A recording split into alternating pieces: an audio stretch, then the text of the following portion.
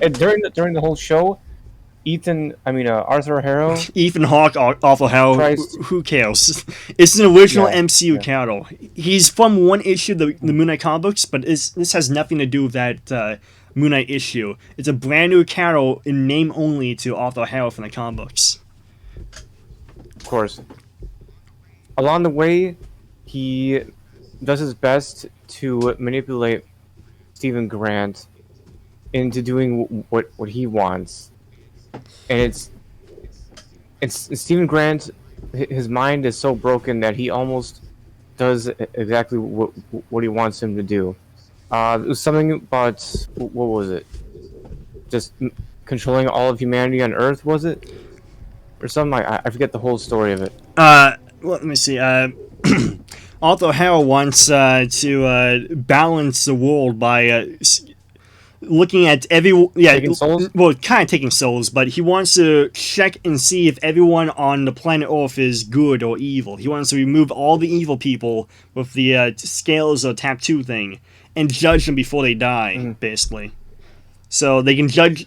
Yeah, there's that one scene when Ethan Harrow, oh sorry, Arthur Harrow was showing the balanced scale tattoo to Stephen Grant, and it was kind of funny because it was moving, and there's scary music in the background. Like, am I supposed to be afraid of this tattoo moving by itself? What am I, a child? Yeah. But anyway, what I think about Arthur Harrow, I don't think he's a very good villain. I think he's a Gary Stu or Mary Sue type villain. Where he's like, oh, he's better than Moon Knight. He was Moon Knight before Moon Knight. You just never heard of him before, even though in the comic books, he was a one-off villain, and he wasn't a very good villain. And what Arthur Harrow is in the comic book and what he is in this Moon Knight TV show is completely two different characters. It has nothing to do with the comic book version of him. It's a brand new MCU original villain that just has his name. And Jeremy Slater, the guy who wrote the screenplay for the Moon Knight TV show, he admits this on Twitter. He mentions that he felt that Moon Knight doesn't have any good villains, so he felt the need to create his own villain. And that's why he created Arthur Harrow as a villain for the Moon Knight TV show. Because he didn't think Bushman was good, he didn't think Black Spectre was good, he didn't think Stained Glass Scarlet was good, he didn't think Hatchet Man was good, he didn't think any of those were good. Black Spectre? Yeah, he didn't like Black Spectre somehow. I don't know why. He just doesn't like him. That's such an original character. He's literally a Marine with PTSD trying to make it in civilization, and yet he's just failing. And he goes off on on a killing spree basically. So Moon Knight has to stop him. So Black Spectre is a veteran in Vietnam who witnessed a friend die in Vietnam, but then comes back after Vietnam and then sees that his wife is cheating on him and left him.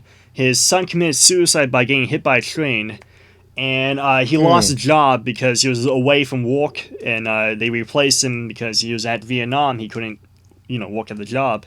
So all those things pissed him off so much that he turned to a life of crime. He was a good person, but then all that bad stuff happened to him, and he became a criminal. He became a bad person, and he saw Moon Knight on TV, who Moon Knight was a bad person turned into a good person, a superhero. Because Moon Knight, when he was Mark Spector the Mercer, he killed innocent people and children for money and for fun. He did that. He was a piece of garbage. That's what he is. He's supposed to be a bad guy.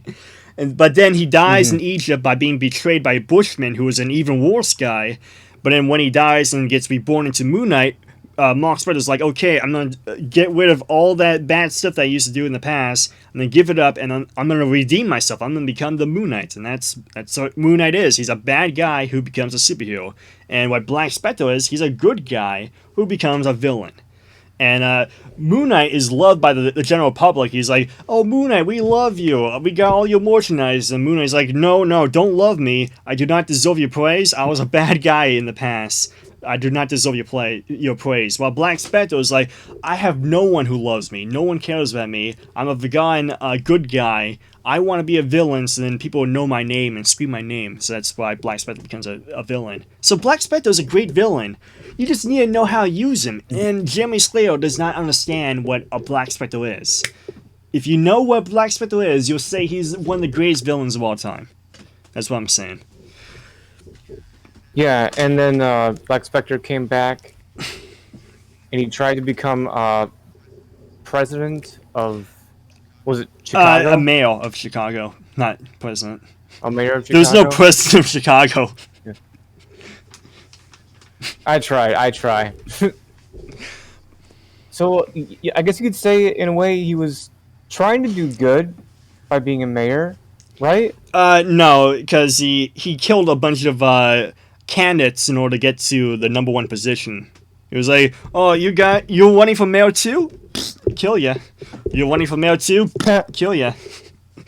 And then he threatened people to like, "Hey, if you don't vote for me, I'm gonna kill you." Oh, nobody cares about that. If other candidates are killing other candidates, we'll easily forget about you. And oh, who's left? Oh, just this Black Spectre guy. I guess I'll vote for the only guy that's here. Yay, democracy! Carson Knowles. Vote for Carson Knowles. That's his name. But anyway, let's talk about the other Moon Knight villain in the TV show, the Midnight Man. Did you like Midnight Man in the TV show? I totally forget. Is that the man He- who was in the red wardrobe? Yeah, he was the shortless man in the I knew robe it. in the art gallery thing. Well, not, the outside art gallery, I should mention. But yeah, you Nope. don't like him? He was Easily forgettable, and that guy died for no reason because he died in a skiing accident. But that was Midnight Man. Yeah. That was the only faithful Moon Knight villain from the comic books that's in this. Yeah. Yes, people. He actually did die in real life Yeah. from a skiing accident. So let's mention what they got right about Midnight Man. So Midnight Man in the TV show, he's a rich guy still, because in the comic books he's a rich guy who steals paintings, who steals artifacts, not because he wants to sell them, but because he wants to admire them. He loves paintings. He loves anything that's valuable, and he just wants to own it. That's Midnight Man. So it is true the Midnight Man because he does do that, but at the same time, he's not wearing the Midnight Man costume. He's a little shortless guy, and that's it.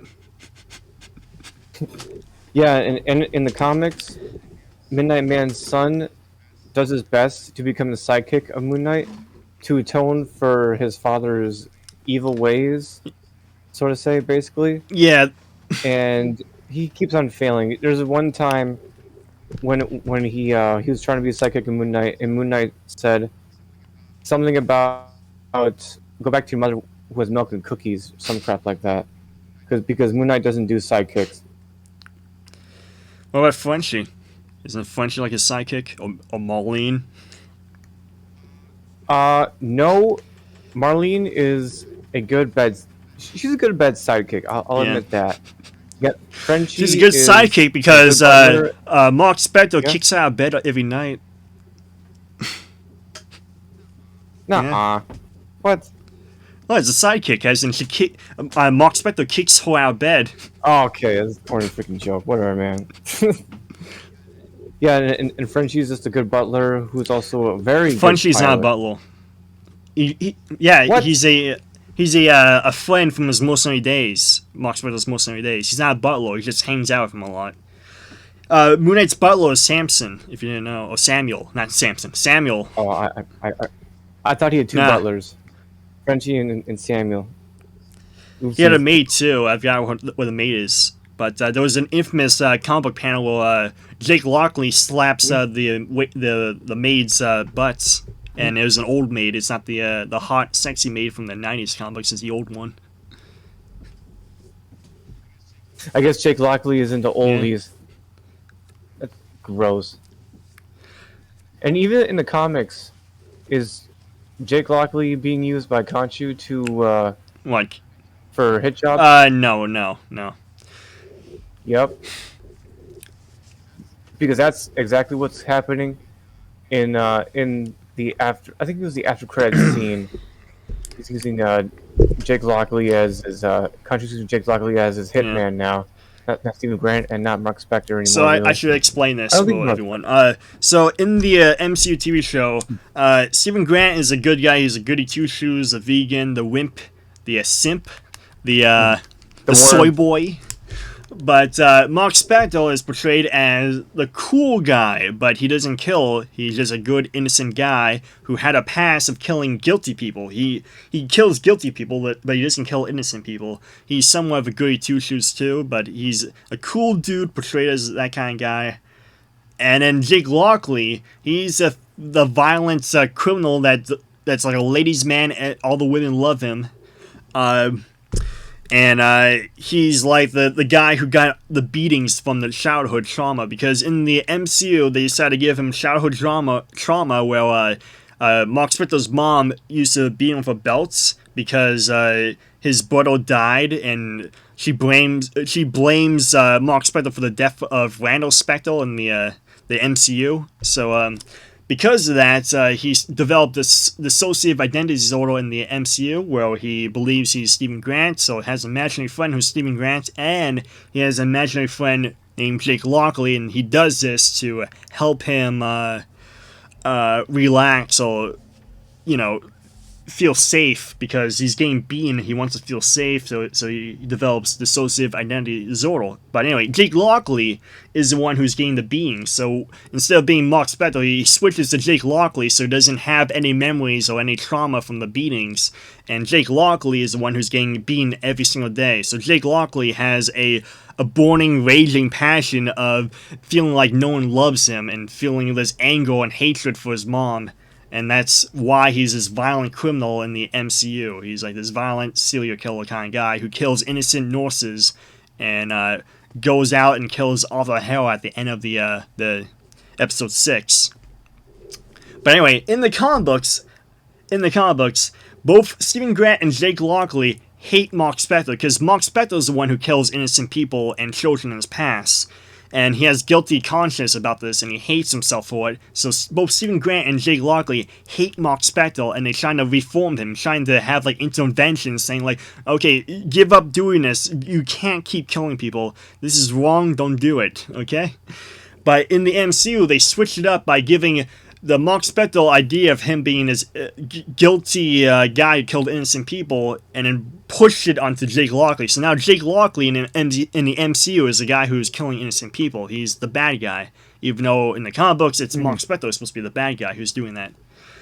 But in terms of who is Khonshu's hitman and stuff, I think that's an adaptation, or like a very loose adaptation of the Charlie Houston the 2006 Moon Knight comic books, because in the 2006 Charlie Houston comic books, Khonshu is keep telling Mark Spector to like kill people in the name of Khonshu, and that is what Jake Lockley is. Yeah, he's always dressed up as Bushman.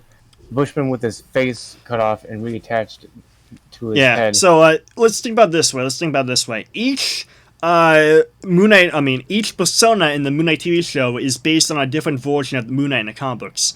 So Stephen Grant persona is based off the Jeff Lemire version of Mark Spector in the comic books.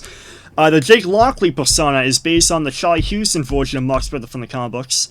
And then Mark Spector from the MCU is based off the, I guess 80s version of Mark Spector, or the 90s version of Mark Spector, whatever fits your alignment, but I guess 80s is the best. Happy 90s. Nah, I'm going to go with the 80s one. So you got 80s Mark Spector as Mark Spector in the MCU. You got Jeff Lemire Mark Spector as Stephen Grant in the MCU. And then you got the Charlie Houston 2006 Mark Spector, Moon Knight, as Jake Lockley in the MCU. So different versions of Moon Knight basically as different personas. I think that's kind of a neat idea, but I think I'm giving Jeremy Slayer too much credit. I don't think he actually had that idea, but I think that's what they're going for, kind of. I don't think it. I would have liked to have seen Jake Lockley for every episode, because since he's the persona from Charlie Houston's run, I would have loved it so much. There's always that one scene I love thinking about in the comic series of Charlie Houston. Oh no, wait, no, it was a different writer after Charlie Houston. I think it was. Anyways, there's a part in the comic where Iron Man is trying to tell Moon Knight. Oh no, he's trying to recruit Moon Knight into his registration act, into the registration act of the Civil War, where heroes have to registrate their powers and work for the government. And Mark Spector tells Iron Man, Captain America looked like a hero. Well, you look like a piece of crap. He says the S word, but he says, you know, it's a public channel. I gotta, like, not swear. And then he tears up the registration card that Iron Man gave him because he's not going to join up with the Yeah. Registration Act. I'm surprised in that comic that Iron Man didn't arrest Moon Knight just for doing that. Wasn't that a law? You had to register or else get arrested? Or move to a different country at least. Yeah, he moved to Yeah, Mexico at the end of that. Yeah, He's yeah, like, he I'm did. moving to After Mexico, getting change attacked my by the name to Jake Thunderbolt. Lockley. And that's what happens.